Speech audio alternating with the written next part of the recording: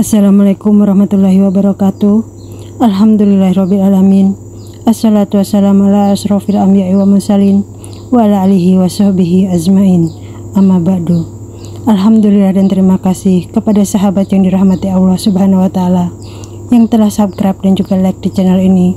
Semoga selalu dalam lindungan Allah Subhanahu wa taala dan dilancarkan rezekinya. Amin amin ya rabbal alamin.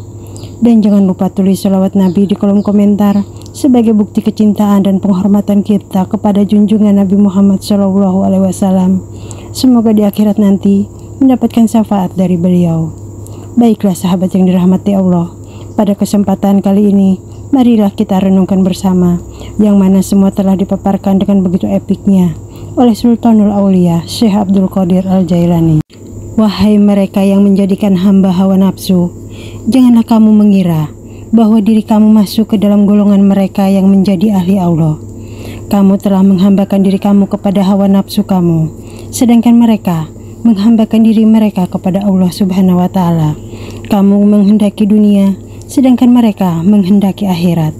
Kamu hanya melihat dunia ini saja, sedangkan mereka melihat Tuhan yang menjadikan langit dan bumi. Kesenanganmu terletak pada makhluk, sedangkan kesenangan mereka terletak pada Allah Subhanahu wa taala. Hati kamu terikat kepada dunia, tetapi hati mereka terikat kepada Allah yang Maha Agung. Kamu adalah mangsa setiap apa yang kamu lihat, tetapi mereka adalah mangsa apa yang tidak kamu lihat. Mereka melihat Allah yang menjadikan segala perkara yang tidak dapat dilihat dengan mata kepala. Mereka telah mencapai tujuan hidup dan mendapatkan kesejahteraan, sedangkan kamu masih saja terbenam di dalam nafsu keduniaanmu. Mereka menghilangkan diri dari makhluk, dari nafsu keduniaan dan dari kehendak mereka sendiri, sehingga dengan demikian mereka dapat sampai ke hadirat ilahi yang memberi mereka kekuatan untuk mencapai puncak wujud mereka, seperti mentaati dan memuji Allah.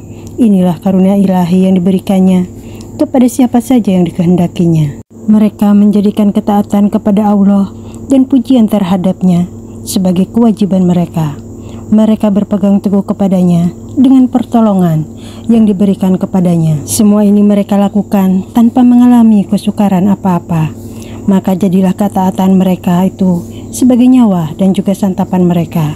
Dengan demikian, dunia ini menjadi berkah bagi mereka dan memberikan nikmat kepada mereka.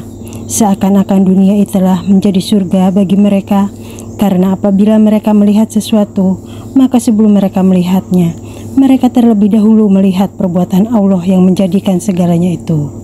Orang-orang ini membekali diri dengan kekuatan yang ada di bumi dan juga di langit, serta menyenangkan mereka yang telah mati dan juga masih hidup, karena Tuhan mereka telah menjadikan mereka seperti pasak bumi, gunung yang dijadikannya ini. Oleh karena itu, mereka menjadi seperti gunung yang berdiri dengan megah dan juga agung.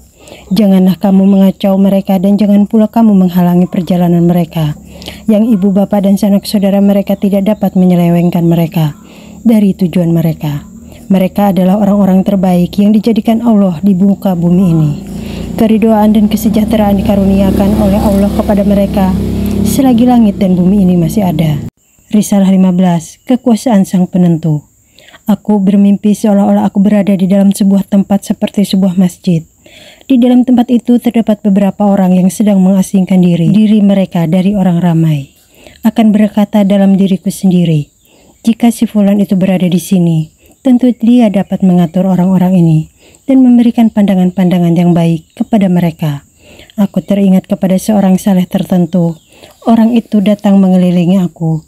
Kemudian salah seorang di antara mereka berkata kepadaku, "Apa yang telah terjadi padamu? Mengapa kamu tidak berbicara?" Maka aku pun berkata, "Jika Tuhan mengizinkan, maka aku akan berkata." Lalu kataku, "Apabila kamu telah mengasingkan diri dari khalayak ramai karena kebenaran, maka janganlah kamu meminta dengan lidahmu. Apabila kamu telah berhenti meminta dengan lidah, maka janganlah kamu meminta dengan hatimu. Sebab meminta dengan hati itu sama hanya dengan meminta dengan lidah. Ketahuilah bahwa dalam setiap hari Allah berada dalam keagungannya yang baru, serta menukar, mengganti, meninggikan, dan juga merendahkan manusia. Standar setengah manusia ditinggikannya, dan standar setengah lainnya direndahkannya. Kemudian kepada mereka yang mempunyai standar dan derajat tinggi, diingatkan bahwa derajat mereka yang tinggi itu bisa Dia rendahkan. Dan mereka diberi harapan bahwa Dia akan memelihara mereka dan menetapkan kedudukan mereka itu. Kepada mereka yang bertaraf rendah, juga diingatkan bahwa mereka akan dibiarkan berada dalam kehinaan. Mereka tidak diberi harapan untuk naik ke derajat yang tinggi. Setelah aku pun terjaga dari mimpiku. Risalah 16. Rahasia kun fayakun. Tidak ada yang dapat menghalangi kamu untuk mendapatkan keridhaan dan pertolongan langsung dari Allah, selain daripada kebergantungan kamu kepada manusia dan tata cara penghidupan dan pendapatan kamu. Manusia menjadi penghalang bagi kamu untuk mencapai kehidupan yang diamalkan oleh Nabi, yaitu yang berkenaan dengan pendapatan. Selagi kamu masih mengharapkan hadiah dan keridhaan manusia, serta meminta-minta kepada mereka, maka berarti kamu telah menyekutukan Allah dengan yang lain. Dengan demikian, kamu tidak akan dapat mencapai kehidupan yang telah diamalkan oleh Nabi, yaitu pendapatan secara halal dari dunia ini. Apabila kamu menjauhkan kehidupan kamu dengan manusia dan menyekutukan mereka dengan Allah, dengan bergantung kepada pendapatan kamu, dengan berpuas hati dengannya, dan dengan lupa kepada karunia Allah, maka berarti kamu telah bersikap seperti orang musyrik. Syirik di sini lebih halus daripada syirik yang terdahulu.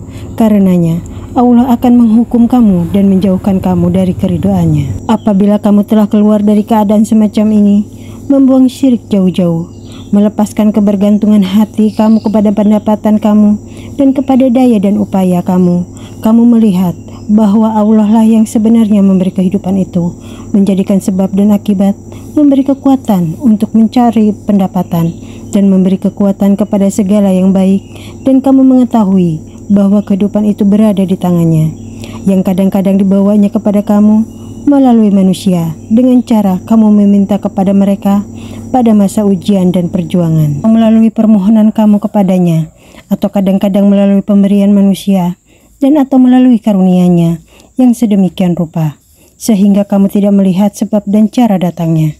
Maka kamu menuju kepada Dia dan kembali ke hadirat-Nya yang Maha Agung dan Maha Perkasa.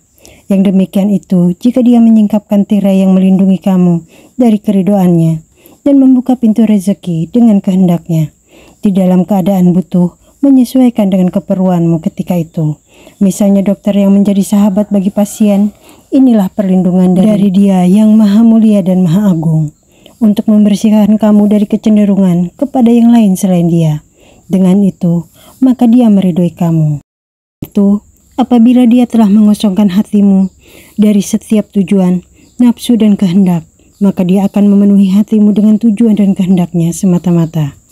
Apabila Dia hendak memberikan bagianmu kepadamu dan bukan bagian orang lain, maka kamu pun pasti mendapatkan bagianmu itu, dan Dia akan mengarahkanmu untuk mendapatkan bagianmu itu. Lalu bagianmu itu akan sampai kepadamu pada saat-saat kamu memerlukannya. Kemudian Dia akan memberikan kekuatan kepada kamu untuk bersyukur kepadanya. Hal ini akan menambah keinginanmu untuk menjauhkan diri dari orang banyak dan untuk mengosongkan hati kamu dari apa saja selain Allah. Apabila ilmu dan kepercayaanmu telah bertambah kuat dan teguh, hati kamu telah lapang dan bercahaya, kamu bertambah dekat kepada Allah, dan kamu telah pantas untuk memelihara rahasia-rahasianya, maka kamu akan diberi ilmu untuk mengetahui terlebih dahulu waktu bagian kamu itu akan sampai kepada kamu. Dan ini adalah tanda bahwa kamu telah diberi kemuliaan dan keridhaannya. Inilah karunia-Nya, kasih sayangnya, arahan, dan juga bimbingannya. Firman Allah Subhanahu wa Ta'ala, وَجَعَلْنَاهُ هُدًى لِبَنِي إِسْرَائِيلَ وَجَعَلْنَا مِنْهُمْ أَئِمَّةً يَهْدُونَ بِأَمْرِنَا لَمَّا صَبَرُوا وَكَانُوا بِآيَاتِنَا يُوقِنُونَ. Dan kami jadikan di antara mereka itu pemimpin-pemimpin yang memberi petunjuk dengan perintah kami ketika mereka sabar, dan adalah mereka meyakini ayat-ayat kami. Surah As-Sajdah ayat 24. Firman Allah Subhanahu wa Ta'ala, "Walladzina jahadu fina lanahdiyanahum subulana wa innallaha lama'al muhsinin." Dan orang-orang yang berjihad untuk mencari keridhaan kami, benar-benar akan kami tunjukkan kepada mereka jalan-jalan kami. Dan sesungguhnya Allah benar-benar beserta orang-orang yang berbuat baik. Surah Al-Ankabut ayat 69. Allah juga berfirman, dan takutlah kamu kepada Allah Subhanahu wa Ta'ala, dan Dia akan mengajar kamu.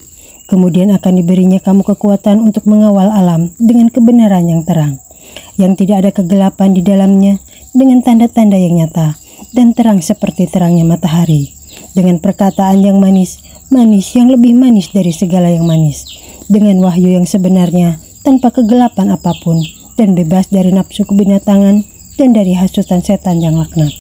Allah berfirman dalam kitabnya, "Wahai anak Adam, Akulah Tuhan Allah, tidak ada yang patut disembah selain Aku, Allah. Apabila Aku berkata kepada sesuatu jadilah, maka jadilah ia. Patuhlah kepadaku, sehingga Aku jadikan kamu. Bila berkata kepada sesuatu jadilah, maka jadilah ia." Yang semacam itu telah Dia lakukan kepada kebanyakan para nabi dan para wali, serta orang-orang khusus yang diridhoinya dari anak Adam. Subhana rabbika rabbil izzati amma yasifun, wassalamun ala mursalin, walhamdulillahi rabbil alamin. Wabillahi taufiq wal hidayah. Wassalamualaikum warahmatullahi wabarakatuh.